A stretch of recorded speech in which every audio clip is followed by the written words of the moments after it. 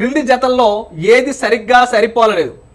July 11న ప్రపంచ జనాభా దినోత్సవం, 1 బిలియన్ జనాభా దాటిన మొదటి దేశం భారత్, ప్రపంచ జనాభాలో అధిక శాతం జనాభా ఆసియా ఖండంలో ఉన్నారు, 2011 జనాభా లెక్కల ప్రకారం ప్రపంచ జనాభాలో చైనా జనాభా యొక్క వాటా భారత జనాభా వాటా కంటే ఎక్కువ అని అంటున్నాడమ్మా.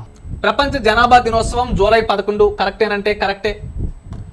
1 బిలియన్ జనాభా దాటినటువంటి మొదటి దేశం భారత్ అన్నాడు, తప్పమ్మా, భారత్ కాదు చైనా. సో అలాగే ప్రపంచ జనాభాలో అధిక జనాభా ఆసియా ఖండంలో ఉన్నారన్నాడు, ఇది కూడా కరెక్టే. 2011 జనాభా లెక్కల ప్రకారం ప్రపంచ జనాభాలో చైనా జనాభా యొక్క వాటా భారత జనాభా వాటా కంటే ఎక్కువ అన్నాడు, ఇది కూడా మనకి కరెక్టే. అయితే ఇప్పుడు చూద్దాం.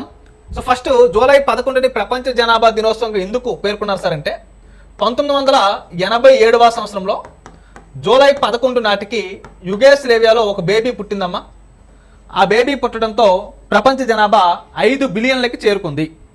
ఇలా 5 బిలియన్లకి ప్రపంచ జనాభా చేరుకోవడం మూలంగా ఈ జూలై 11ని ప్రపంచ జనాభా దినోత్సవంగా ప్రకటించడం జరిగింది.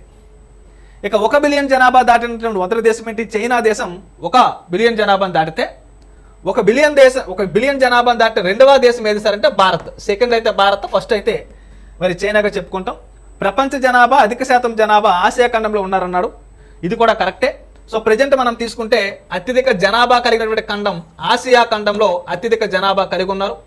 సో తర్వాత ఆఫ్రికా, తర్వాత యూరప్, తర్వాత ఉత్తర అమెరికా,